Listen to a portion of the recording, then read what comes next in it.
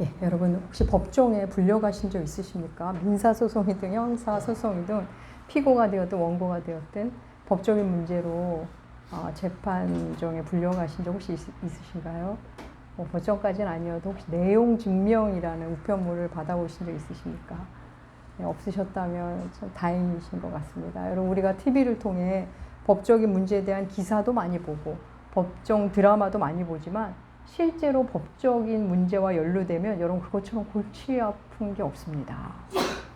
우리는 지난주 교회 안에서 음행의 문제에 대해서 어떻게 대처해야 하는지 함께 했습니다. 오늘은 다른 문제로 넘어가는데 이번에는 법정 송사에 대한 문제입니다. 사실 법적인 문제로 법원에서 연락이 오고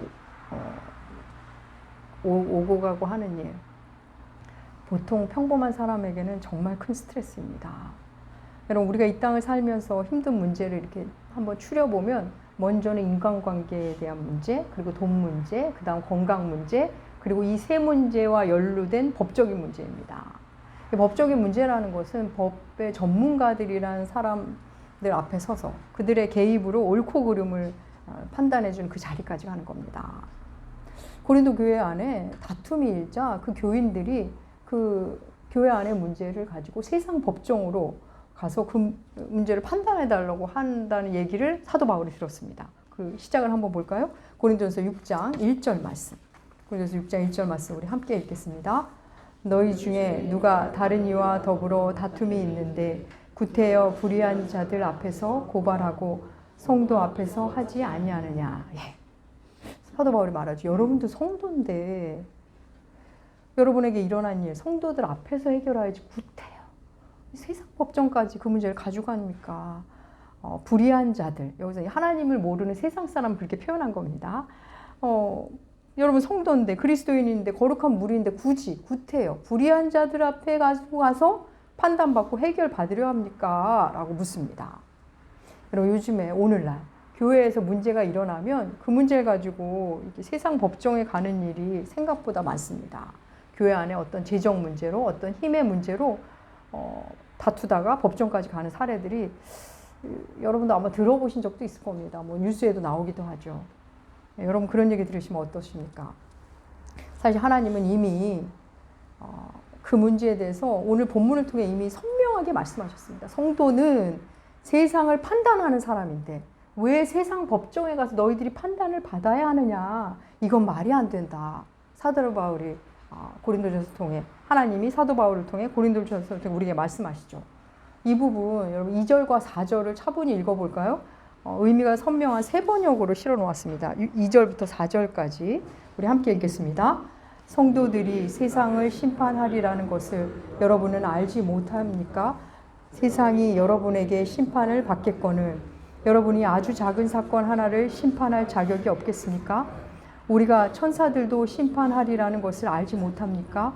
그런데 하물며 이 세상 일이야 말할 나위 있겠습니까? 그러니 여러분에게 일상의 일과 관련해서 송사가 있을 경우 교회에서 사람들을 재판관으로 앉히겠습니까? 예. 성도는 세상을 판단하고 또 주님이 오셔서 주님이 심판하실 때 그 곁에 앉아있을 존재인데 교회 안에서 일어나는 작은 일조차도 여러분 스스로 판단을 못합니까? 성도는 천사도, 그러니까 영적인 존재도 판단하는, 영적인 부분도 판단하는 사람인데 그 일 하나 스스로 판단 못해서 교회 밖으로 그 문제를 갖고 가서 세상 사람들을 여러분의 재판관으로 삼습니까? 예, 사도 바울이 좀 답답해서 하는 말입니다. 사랑하는 여러분, 누구와 상의하는가, 누구의 조언에 귀를 기울이는가를 보면 그 사람의 가치관과 그 사람의 세계관을 우리가 알 수 있습니다. 돈 많이 번 사람 찾아가서 자꾸 조언을 구하면 이 사람은 돈에 큰 가치를 두고 사는 사람입니다. 또 무속인의 조언을 구한다면 그 사람은 별 노력 없이 큰 것을 갖고 싶어하는 아주 천박한 기회주의자입니다. 또 훌륭한 인격자에게 가서 조언을 구하고 의논한다면 그는 훌륭한 인격을 굉장히 중요하게 여기는 사람입니다. 여러분 그리스도인이라면서 하나님의 말씀보다 세상 지혜에 심취해 있다면 하나님을 세상보다 못한 분으로 여기고 있다는 반증입니다. 물론 우리는 세상을 살다 보면 법정에 가야 할 문제가 생길 수 있습니다. 정말 억울한 일을 당하거나 나도 모르게 엉뚱한 일에 연루돼서 불이익을 당했다면 송사를 해야 할 겁니다. 그래서 법적인 조치도 취하고 법의 보호도 받아야 합니다. 여러분, 오늘 본문은 그런 우리 교회 밖 문제를 얘기하는 게 아니라 교회 안에서 일어나는 걸 말하는 겁니다. 교회 안에서 일어나는 일, 성도 간의 문제를 이야기하는 겁니다. 그 외에는 또 세상 법정에서 의논해야 할 일이 있겠죠. 사랑하는 여러분, 교회 안의 일로, 성도 간의 문제로 세상 법정까지 갈 일은 본디는 없는 겁니다. 앞서 사도 바울은 교회 내 분열의 문제를 이야기를 하면서 당신들 교회 안에서 왕노릇하고 있군요. 그래요. 당신들은 강하고 지혜로워요. 우리는 약하고 어리석죠. 하면서 약간 반어적으로 그들에게 표현했습니다. 그러면서 예수 안에서 왕노릇은 그게 아니고 도리어 낮아지는 거고 힘든 자리로 가는 거라고 말했습니다. 그러면서 그가 그랬죠. 내가 여러분을 부끄럽게 하려고 하는 것이 아닙니다. 이런 말을 했습니다. 그럼 기억하실 텐데 그 부분 읽어볼까요? 고린도서 4장 14절 말씀. 예, 주보에 실었습니다. 함께 읽겠습니다. 내가 너희를 부끄럽게 하려고 이것을 쓰는 것이 아니라 오직 너희를 내 사랑하는 자녀같이 권하려 하는 것이라. 예. 내가 너희를 부끄럽게 하려고 쓰는 게 아닙니다. 당신들 부끄럽게 하려고 쓰는 게 아닙니다. 그랬거든요. 근데 이번에 세상 법정의 문제를 가지고 가는 것에 대해서는 뜻밖의 여러분은 부끄럽게 하라고 이런 말 하는 중이에요. 이렇게 말합니다. 그 부분 볼까요? 고린도전서 6장 5절 말씀. 예, 주보에 있습니까? 예, 6장 5절 말씀 함께 읽겠습니다. 내가 너희를 부끄럽게 하려 하여 이 말을 하노니 너희 가운데 그 형제 간의 일을 판단할 만한 지혜 있는 자가 이같이 하나도 없느냐. 예, 이게 무슨 말이죠? 여러분, 부끄러운 줄 알아라. 교회 문제를 가지고, 성도 간의 문제를 가지고 세상 법정 가는 거, 그거 부끄러운 줄 알아라. 그리고 그 문제는 교회 안의 분열의 문제보다 훨씬 더 심각한 모습이라고 얘기하는 겁니다. 부끄러운 줄 아십시오. 여러분 하나 어떻게 그거 하나 판단할 지혜로운 사람이 없단 말입니까? 그 정도 지혜 있는 자가 하나도 없습니까? 책망조로 말하죠. 여러분, 복음을 가진 성도가, 지혜의 영이신 성령의 인도하심을 믿는 성도가, 인도하심을 받는 성도가 그 내부에서 일어나는 일, 그거 하나 판단 못하고 세상에 묻는다면, 그거 하나 물어보고 답을 들을 사람이 없다면 이거는 참 부끄러운 일이라고 오늘 성경 말합니다. 여러분, 법륜스님 아십니까? 굉장히 유명하신, 제가 알기로 아마 현재 우리나라에서 제일 유명한 스님이 아닐까 싶습니다. 많은 사람들에게 지혜를 나눠주고 그러면서 불교를 또 이렇게 대중적으로 쉽게 다가가게 하시는 분으로 저는 알고 있습니다. 그분이 진행하는 즉문즉답이라는 프로그램이 있었습니다. 지금도 계속되는지 모르겠어요. 그 자리에서 묻고 그 자리에서 답을 주는 형태입니다. 그게 어떻게 시작됐는지 모르지만 그 강당에 사람들이 모여서 한 명이 물으면 그분이 답을 줍니다. 그렇게 진행됐습니다. 아주 재치 있는 답변과 지혜로운 답변으로 사람들을 감탄하게 했고 사람들에게 많은 도움을 주시는 것 같았습니다. 우연히 저도 거기 그 직문직답에 그 짧게 편집된 게 뭐 우연하게 저도 봤습니다. 근데 한 여인이 손을 들고 질문합니다. 남편이 목사인데 너무 일이 많고 힘들어 한답니다. 남편이 힘드니 자기도 힘들답니다. 어떻게 해야 될지 모르겠다며 조언을 구하셨습니다. 뭐 자세한 내용 기억은 안 납니다. 근데 분명한 것은 그분의 남편이 목사였고 그분이 목사님 사모님이라는 겁니다. 그리고 목사 부부의 어려움을 상의했다는 거, 그거는 선명히 기억합니다. 여러분 어떻게 생각하십니까? 스님께 조언을 구하는 게 나쁜 건 아닙니다. 얼마든지 구할 수 있습니다. 저도 무소유를 쓰신 법정 스님, 그분을 존경하고 그 무소유 그 책도 좋아하고 잘 소장하고 있습니다. 시간이 되면 그분이 있었던 길상사도 한번 가보고 싶고 여유가 되면 반야심경도 사실 공부하고 싶습니다. 또 스님 친구 한 명 정도 좀 사귀면 좋겠다라는 생각도 합니다. 그분들이 가진 영성이 궁금하고 그분들의 수도 생활이 어떻게 보면 참 멋지게 보이기도 합니다. 그런데 여러분, 그렇다고 제가 그분들께 제 삶에 대해 판단해 달라고, 내 사정이 이러니 조언을 해달라고 하지는 않을 겁니다. 아무리 스님이랑 친구 사이가 되었다 해도 그럴 일은 없습니다. 왜요? 저에게는 성경이 있기 때문입니다. 제게는 지혜의 영이신 성령님이 제게 있기 때문입니다. 하나님 분명히 말씀하시죠. 고린도전서를 통해 성도는 세상을 판단하는 자다. 천사도 영적인 것도 판단하는 자라고. 근데 세상의 판단을 받으며 살아야겠느냐. 예. 법륜스님께 질문한 그 여성분이 목회자 사모님이라는 것, 그분의 남편이 목사님이라는 것, 그리고 남편의 사역에 대해서 묻고 있다는 것에 대해서 사실 저는 그걸 보고 몹시 부끄러웠습니다. 그렇게 물어볼 데가 없으셨나. 차라리 제게 오시지 하는 생각마저 들었습니다. 물론 그 사모님은 한 명의 그리스도인으로서 의논할 만한 자기만의 목사님이 필요했을지도 모릅니다. 그 개인을 생각하면 얼마든지 이해가 되고 편들어 드릴 수 있습니다. 그런데 그걸 가지고 목사님의 사모님의 자격으로 밖에 가서 말한다고 하는 것은 성도 스스로가 자기가 믿는 복음이 얼마나 나약한지, 성도가 얼마나 허약한지를 자기의 그 모습이 전부인 양 세상에게 지금 보여주고 있는 겁니다. 가식적으로 살라는 말씀이 아닙니다. 그분이 일반 성도가 아니라 목회자 아내면서 그러셨다는 것이 저는 너무나 일반 성도여도 너무 아쉬웠겠죠. 아무튼 너무나 안타깝고 속상했습니다. 벌써 몇 해 전 일인데 저는 그날 저 모습이 오늘날 교회의 현주소구나 싶었습니다. 여러분, 어떤 사건 앞에서 이렇게 자꾸 웅크리는 사람, 그 사람은 깨트리고 나가야 합니다. 그런데 반대로 자꾸 밖으로만 시선을 둔 사람은 어떤 사건 앞에서 내면으로 시선을 돌려야 합니다. 내면으로 시선을 돌려서 자기 자신에게도 물어보고 또 하나님 말씀을 하나님께 묻고 기도하고 그러면서 씨름해야 합니다. 말씀 붙잡고 씨름해야 됩니다. 여기저기 말하면서 다닐 게 아니라 내면으로 가지고 와서 자기에게 물음을 던지고 하나님께 매달리고 기도하면서 답을 구해야 합니다. 오늘 교회 일을 가지고 자꾸 안 믿는 친구들에 가서 얘기하고 의논하고, 그럼 그거는 정말 잘하는 모습은 아닙니다. 일반 성도들도. 우리가 자꾸 내면으로 와서 왜 이런 일이 일어났을까? 개인의 문제에서. 하나님이 내게 왜 이런 일을 일게 하셨을까? 매달리고 기도하고 답을 구하면, 그런 시간이 지나면 조금씩 자기의 길이 보입니다. 여러분, 오늘 말씀은 단순히 법정 송사에 대한 말씀이 아닙니다. 오늘 많은 신자들이 그런 힘이 없어졌습니다. 말씀 앞에서 시간을 쓰진 않습니다. 시간을 내서 묵상을 하고 기도하지 않으면 여러분, 밖에서 자꾸 여기저기 떠드는 사람이 됩니다. 그리스도인은 그럼 나는 지금 어떻게 해야 하는가?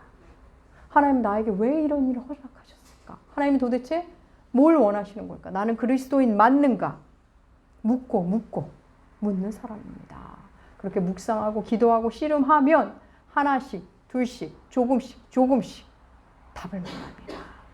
그러고 나면 여러분, 억지로 하는 일이 점점 없어집니다. 사실 안 해도 되는데 내가 합니다. 또 그냥 해도 뭐라 할 사람이 없는데 다른 사람을 위해, 내 영혼을 위해 안 하기 시작하는 일이 생깁니다. 하나님 앞에 고민하면서 하나님 앞에 내가 판단하고 나의 길을, 내 인생을 살기 시작합니다. 여러분, 너무 멋진 인생 아닙니까? 맨날 누가 시키는 일하고 막 끌려다니고. 여러분, 예수 믿은 지 10년, 20년이 됐는데 그렇게 산다면 우리가 복음을 지금 잘못 이해하고 있는 겁니다. 요즘은 가족끼리 재판하는 일 많죠. 쉽게 볼 수 있습니다. 가족 간에 재판하는 사람들, 어떤 사람이 주로 하죠? 부자들이 합니다. 돈 많은 사람들이. 더 많이 가져가려고. 부모님 주신 재산 가지고 법정 싸움합니다. 그리고 또 부모 자식끼리도 싸움하죠. 또 이혼할 때도 위자료 때문에 싸움합니다. 예수 믿지 않는 사람들 그렇습니다. 그런데 우리 예수 믿는다는 우리들 안의 문제, 우리들 성도끼리의 문제, 우리도 형제자매라고 부르면서 왜 자꾸 법정으로 가는 걸까요? 저도 제가 아는 한, 잘 모르지만 제가 아는 한 교회 안에서도 더 돈을 서로 가져가려고 싸우는 게 대부분이더라고요. 또 예외적으로 어떤 자리나 어떤 권력 다툼이 있는데 그것도 자세히 들여다보면 그것도 결국 돈도 가져가려고 싸우는 경우가 대부분인 것 같습니다. 교회가 어떤 교회 안의 문제로 세상 법정에 가는 일, 이에 대한 고린도전서의 답은 무엇인지 한번 볼까요? 예, 그럼 어떻게 해야 할까요? 고린도서 6장 7절과 8절 말씀 함께 읽겠습니다. 여러분이 서로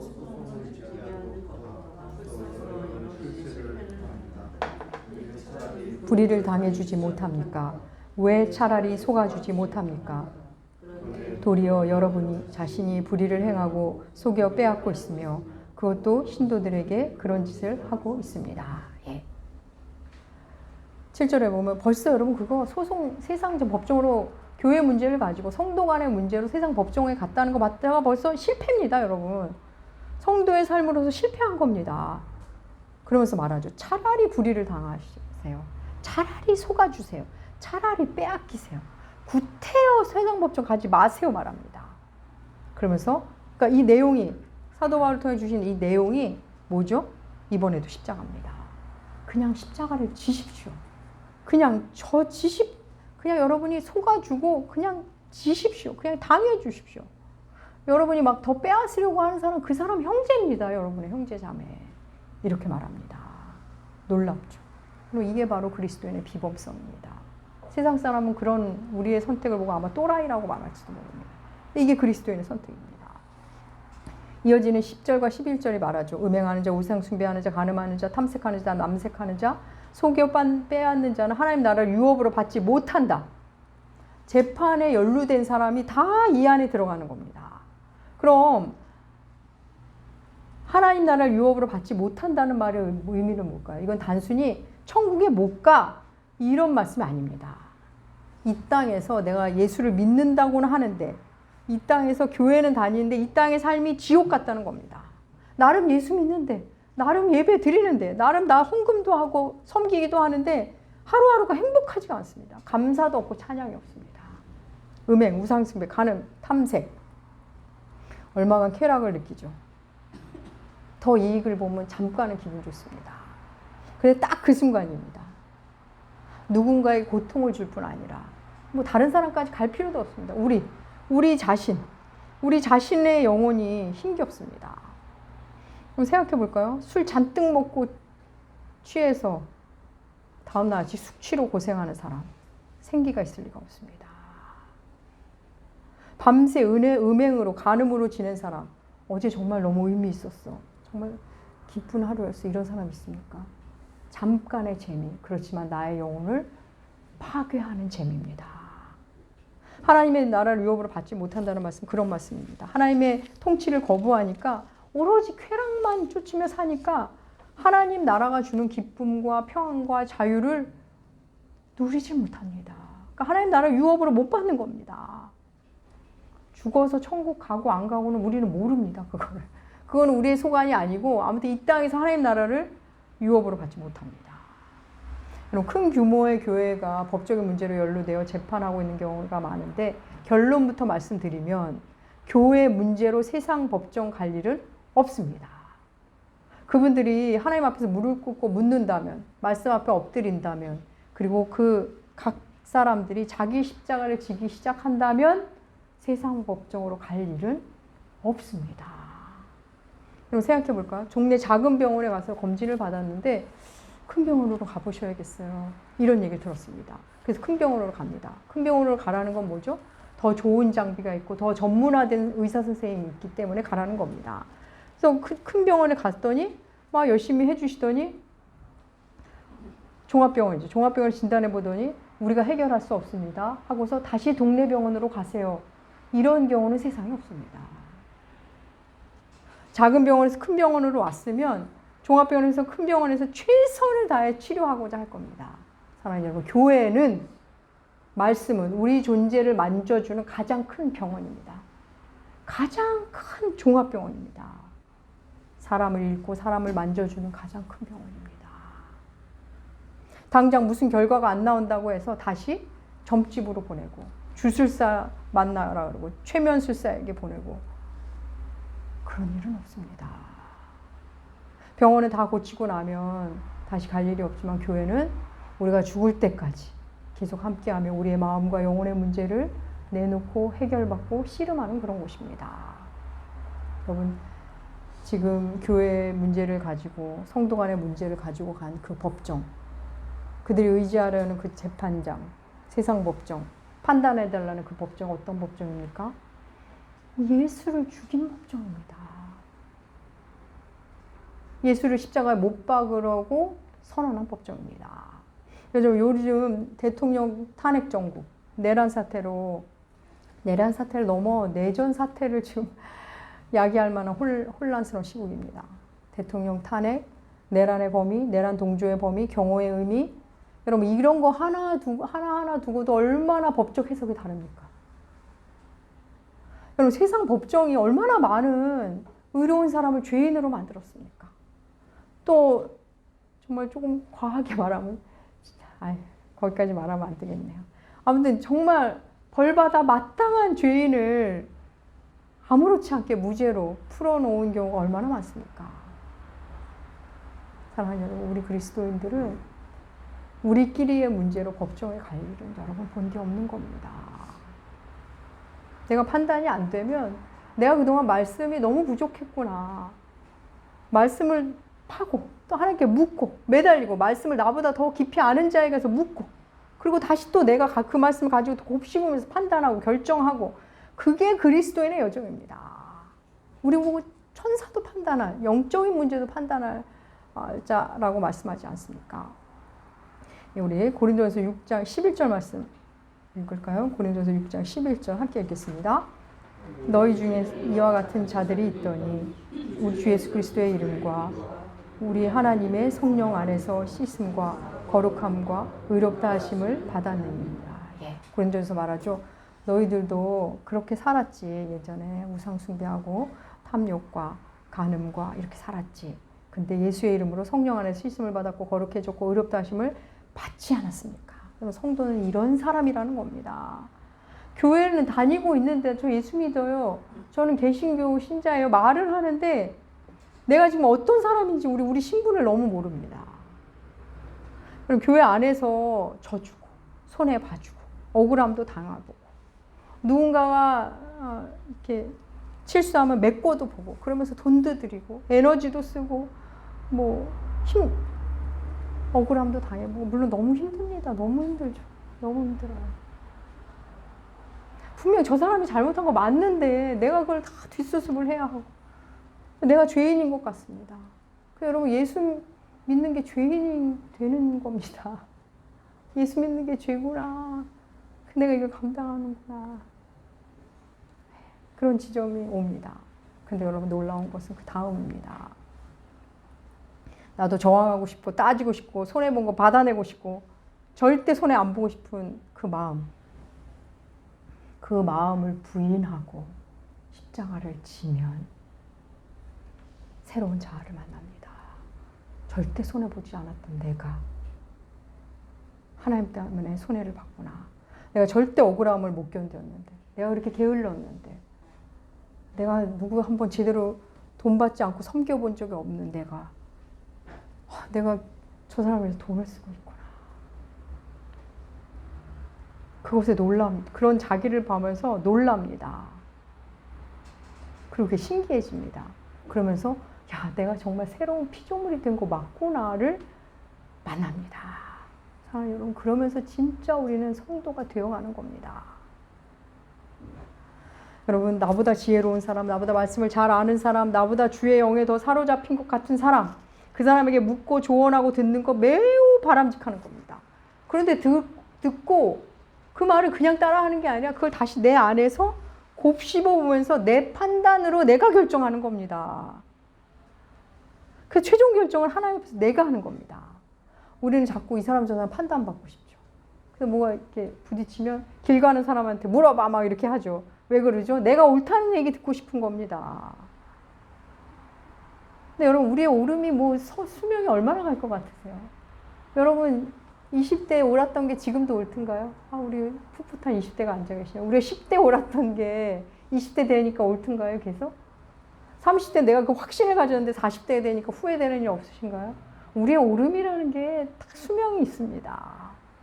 사랑하는 여러분, 내가 오름을 주장하고 싶은 그 마음, 손해 절대 안 보겠다는 그 마음, 그래서 시시비비를 기어이 가리고 싶은 그 마음을 부인하고 그 자신을 그런 나를 부인하고 십자가를 지며 우리 진짜 새로운 피조물임을 그제서야 발견하게 됩니다. 사랑하는 여러분, 새해 첫 주일입니다. 2025년 여러분을 진정 새롭게 만나시길 축복합니다. 문제가 생기면 말씀 앞에서 곱씹으시고 하나님께 매달리시면서 물으십시오. 기도로 물으십시오. 그리고 한 번뿐인 인생이지 않습니까? 다시 돌아오지 않을 오늘 아닙니까? 내 인생을 내가 결정해서 내가 억지로가 아니라 기꺼움으로 하루하루 살아가십시오. 내가 하기로 했으면 내가 하는 겁니다. 내가 한다고 말했으면 하고 못할 것 같으면 못하겠다고 말을 하는 겁니다. 너무나 멋진 인생 아닙니까? 하나님 우리에게 자유를 주시려고 십자가에 못 박히신 겁니다. 사랑하는 나무교회 교회 여러분, 2025년 스스로 생각하고 사유하고 성찰하고 말씀 앞에서 답을 찾으시며 그렇게 씨름하시면서 더욱더 빛나는 존재로 살아가신 여러분들 되시 주의 이름으로 축복합니다. 기도하겠습니다.